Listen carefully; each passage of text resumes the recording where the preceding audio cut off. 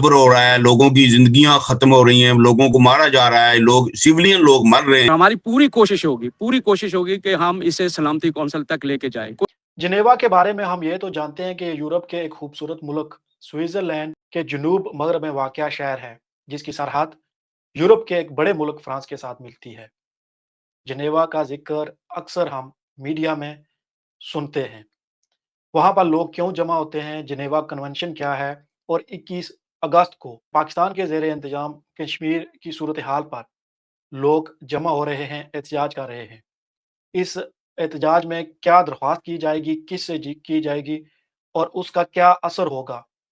یہ ہم جاننے کی کوشش کریں گے آج. جنیوا کنونشن ہے، یہ مختلف جو معاہدات ہیں جو تقریباً 18ویں صدی سے لے کر 1949 تک غالباً مختلف معاہدات ہوئے کہ انٹرنیشنلی جب کنفلکٹ ہوتے ہیں، وار ہوتی ہے، جنگ ہوتی ہے،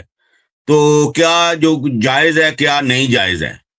کیا انٹرنیشنل لا کے اندر ہے، کیا ایکٹیویٹیز جنگ کی جو سرگرمیاں ہیں، اور کیا ایسے کام ہیں جو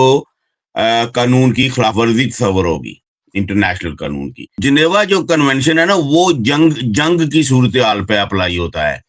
اور جو ملیٹنٹ کنفلکٹ ہوتے ہیں نا، کہ ایک تو انٹرنیشنل کنفلکٹ جو ہوتے ہیں بین الاقوامی، جو ممالک کے درمیان ہوتے ہیں، اور ایک ہوتا ہے جو انٹرنلی ہوتے ہیں لیکن ان میں ملیٹنٹ گروپ انوالو ہوتے ہیں، ملیٹنسی ہوتی ہے. تو اس میں پھر وہ سیولین کی حفاظت کے لیے یا سیولین کو بچانے کے لیے جنیوا کنونشن کا جو کچھ جو شقیں اپلائی ہوتی ہیں. جو سچویشن ہے ہماری اس وقت آزاد کشمیر میں، اس میں جو انٹرنیشنل ہیومن رائٹس لا ہے نا، وہ اپلائی ہوتا ہے. جنیوا میں جو جمع ہونے کی وجہ ہے، اس کی ایک تو یہ ہے کہ اقوام متحدہ کا یورپی یونین کا ہیڈ کوارٹر ہے. اقوام متحدہ کی انسانی حقوق کونسل یعنی U N human rights council کے اجلاس وہاں پر ہوتے ہیں، اور OHCHRC کا آفس بھی وہاں پر ہے، office of the U N high commissioner for human rights. اور ایک تنظیم ہے جو ہیومن رائٹس کے لیے کام کرنے والی، ICRC، international committee of the red cross, بین الاقوامی کمیٹی ریڈ کلاس. سو سب جو آفس ہیں وہاں پر، اس کو لے کر وہاں پر ہو رہا ہے. ہمارا ایک تو مظاہرہ ہے، دوسرا ہماری ایک درخواست وہاں گئی ہوئی ہے، اور امید ہے کہ ہمیں اس کی اپائنٹمنٹ مل جائے گی، جو ایشین ڈیسک ہے ہیومن رائٹس کا. تو ہم ان سے ذاتی طور پہ ملاقات بھی کریں گے. مظاہرے میں ہمارے جو مطالبات ہوں گے وہ یہی ہوں گے کہ جو گرفتار شدگان ہیں ہمارے، ان کو رہا کیا جائے، انہیں عدالت تک رسائی دی جائے. اسپیشلی جو شوکت میر ہیں، ان کو عدالت میں پیش کیا جائے، اور وہاں جو بھی غیر ریاستی جبر ہو رہا ہے، جو تشدد ہو رہا ہے، اسے روکا جائے، اور جو عوامی ایکشن کمیٹی کے مطالبات ہیں ان کو تسلیم کیا جائے. اور یہ مطالبہ ہم ظاہر ہے وہاں پر ہیومن رائٹس کمیشن ہے، اس کے سامنے ہی کریں گے، لیکن اس کے مختلف ادارے ہیں، ورکنگ گروپ ہے، یا وہاں کے جو مشن ہیں مختلف ممالک کے، ان تک ہم اپنا یہ پیغام پہنچانا چاہتے ہیں. امید تو ہمیشہ رہتی ہے جی کہ جب ایسی سچویشن ہے جیسی اس وقت آزاد کشمیر میں ہے، تو اگر تو مقامی آپ کے جو ادارے ہیں، جیسے جو آپ کی گورنمنٹ ہے، آپ کا ہائی کورٹ ہے، آپ کا سپریم کورٹ ہے، human rights commission of Pakistan ہے، human rights commission of Azad Kashmir ہے، اگر ان اداروں کی کوئی بات سنے تو پھر ظاہر ہے انٹرنیشنلی جانے کی ضرورت نہیں پڑتی. تو جب بات ادھر سے آگے چلی جاتی ہے تو پھر جو لوگ ہوتے ہیں ان کے پاس تو وہی جگہ ہے سب سے زیادہ پر امید، جنیوا، جہاں یہ احتجاج ہوگا. جو ہیومن رائٹس کے متعلقہ یہاں پر جتنے بھی آفسز ہیں، یہ ہماری حکومت سے اور جو لوگ وہاں پر فیصلہ ساز ہیں پاکستان کے اور آزاد کشمیر کے، یا ڈیفینیٹلی پاکستان سے، کیونکہ پاکستان نے دستخط کیے ہوئے ہیں ان معاہدات پر، تو ان کو وہ ہمارے احتجاج کی وجہ سے وہ ان تک یہ پیغام پہنچائیں گے کہ ہمیں تشویش ہے جو صورتحال وہاں پر موجود ہے.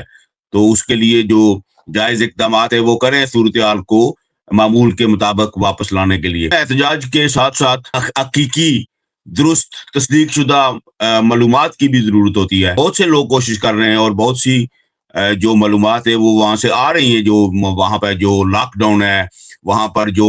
آپریشن ہوتے ہیں، مطلب گولیاں چلائی جاتی ہیں، وہ ریسٹرکشنز ہیں مختلف چیزوں پر، اس کے حوالے سے بہت ظاہر ہے دنیا بھر کے ادارے جانتے ہیں کہ وہاں کیا ہو رہا ہے. لیکن جو ایگزیکٹ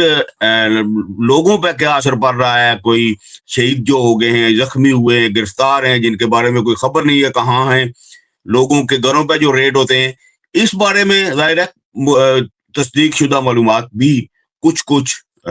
سنا ہے کہ آ رہی ہیں، لیکن لاک ڈاؤن کی وجہ سے اس طرح سے تمام لوگوں کے بارے میں ابھی تک معلومات باہر نہیں آئی ہیں۔ یہ ادارے بھی سمجھتے ہیں کہ اس طرح کی سچویشن میں معلومات کا باہر آنا مشکل ہوتا ہے، تو جو آ رہی ہوتی ہیں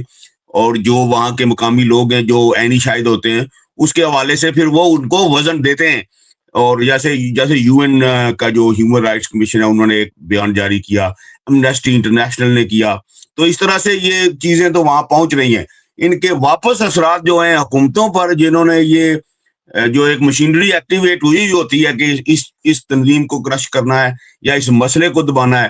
تو وہ اپنا کام کرتی رہتی ہے، لیکن اس کے جو ہیومن رائٹس وائلیشن کے ہوتے ہیں اقدامات، ان کے بارے میں جو واپس اثرات ہیں وہ تھوڑا ٹائم لگتا ہے۔ اصل میں یہ جو سفارتی محاذ ہوتا ہے، یہ تھوڑا سا مشکل محاذ ہے۔ اس کے لیے صرف مظاہرے ہی کافی نہیں ہوتے، اس میں تھوڑا سا اکیڈمک کام بھی کرنا پڑتا ہے۔ ایک تو پراپر چینل جو ہے ان کو مطلع کرنا ہوتا ہے، تحریری طور پر زیادہ کام ہوتا ہے، اور اس کے لیے بھی ہمارے پاس بہت اچھی ٹیم ہے۔ ابھی تک انہوں نے بہت محنت کی ہے، بہت کام کیا ہے۔ وہ لوگ ہیں جو پیچھے رہ کر سب سے زیادہ بڑا کام کر رہے ہیں، اور اس کی وجہ سے آپ نے دیکھا ہوگا کہ یونائٹڈ نیشن نے نوٹس لیا ہے، یورپین یونین نے نوٹس لیا ہے۔ یہ ہوتا یہ ہے کہ اس میں تھوڑا سا وقت لگتا ہے نتیجہ آنے میں، لیکن آپ کی جو سنوائی ہے وہ تو ہو رہی ہوتی ہے، ان تک پہنچ رہی ہوتی ہے آپ کی بات، لیکن اس کا ایک پروسیس ہے۔ یہ صرف آپ کی بات پہ ہی یقین نہیں کر لیتے یا سوشل میڈیا پہ یقین نہیں کرتے، بلکہ یہ اس پہ تحقیق کرتے ہیں۔ متعلقہ جو ملک ہے یا جو ادارے ہیں ان کو بھی آن بورڈ لیتے ہیں، ان کو بھی موقع دیتے ہیں کہ وہ اپنی صفائی میں جو کہہ سکتے ہیں وہ کریں، اور پھر اس کے بعد یہ اپنی ایک رپورٹ تیار کرتے ہیں کہ جو بات ہم نے کہی ہے وہ کتنی درست ہے، اور جو بات جو ریاستی کی طرف سے، اداروں کی طرف سے ہے، وہ کتنی درست ہے، اور پھر اس پہ وہ ایک رپورٹ بنا کے ہیومن رائٹس کو بھیجتے ہیں۔ یہ مختلف گروپس ہیں جو یہ کام کر رہے ہوتے ہیں۔ اگینسٹ ٹارچر بھی ہے، یا جس طرح لوگوں کو مالی نقصان ہو رہا ہے وہاں پر وہ بھی ہے، وہ ان کا اپنا ہینڈل کرتے ہیں۔ ایک ادارہ ہے وہ جو شہادتیں ہو رہی ہیں ان کو ہینڈل کرتا ہے، وہ پھر ساری رپورٹ جب ہیومن رائٹس کو بھیجتے ہیں تو اس پر پھر کارروائی شروع ہوتی ہے۔ تو تھوڑا سا عمل سے گزرنا ہوتا ہے، لیکن اس کی سنوائی تو ضرور ہوتی ہے۔ جو بیرون ملک احتجاج ہوئے ہیں، جو انٹرنیشنل میڈیا ہے اس کی طرف سے کوئی زیادہ کوریج نہیں ملی ہے، لیکن اگر کوریج ملتی ہے تو یہ ایک فائدہ ہو سکتا ہے۔ انٹرنیشنل میڈیا کا بھی اور یہ ادارے جو ہیں ان کا بھی ایک حد تک اثر ہوتا ہے، اور ایک جو مختلف سچویشنز ہیں ان کا ریاکشن اس کے حوالے سے مختلف بھی ہوتا ہے۔ اگر تو دو ملکوں کے درمیان کوئی لڑائی ہو رہی ہے یا کوئی ملیٹنسی کے جو ہے نا کلیشز ہیں، تو ان کی سچویشن جو ہے نا ان کی کوریج ڈیفرنٹ ہوتی ہے، اور اگر وہ کوئی انٹرنیشنل جو مفادات جب اس کے ساتھ وابستہ ہوتے ہیں تب بھی سچویشن کوریج ڈیفرنٹ ہوتی ہے۔ لیکن جب ڈومیسٹک جس کو سمجھا جاتا ہے، یہ ڈومیسٹک ایشو ہے جی، یہ اندرونی طور پر معاملات ہیں کچھ، تو اس کو اس طرح سے کوریج پھر نہیں ملتی جب تک کہ یہ تصدیق شدہ معلومات نہ آ جائیں کہ وہاں پر بہت زیادہ جو ہے نا جبر ہو رہا ہے، لوگوں کی زندگیاں ختم ہو رہی ہیں، لوگوں کو مارا جا رہا ہے، سیولین لوگ مر رہے ہیں، تو پھر تھوڑا سا اس کی کوریج میں اضافہ کر دیا جاتا ہے۔ ورنہ جو لندن میں مظاہرے ہوئے ہیں، اگر کوئی کسی اور حوالے سے ہوتے، انڈیا پاکستان یا کشمیر کے حوالے سے نہ ہوتے، تو اس کی کوریج ڈیفرنٹ ہوتی۔ کوشش یہ بھی ہے کہ ہم دوسرے مرحلے پہ جتنے بھی مشن ہیں یونائٹڈ نیشن میں بیٹھے ہوئے، ہیومن رائٹس میں بیٹھے ہوئے جتنے بھی ممالک ہیں، ہم ان تک کسی طریقے سے پہنچے، ان کو ہم اپنی، لیکن اس کے لیے ہوتا تھوڑا سا یہ ہے کہ ٹائم لگتا ہے، چونکہ پوری آپ کو رپورٹ تیار کرنا ہوتی ہے، پورے ایویڈنس جمع کرنے ہوتے ہیں، پورے اس فائل کے ساتھ آپ جب وہاں جاتے ہیں تو کوئی نہ کوئی ملک آپ کی ضرور سنتا ہے، اور ہماری پوری کوشش ہوگی کہ ہم اسے سلامتی کونسل تک لے کے جائیں۔ کوئی ایک ملک بھی اگر ہماری بات سے کنونس ہو جائے تو وہ اس مسئلے کو اٹھا سکتا ہے۔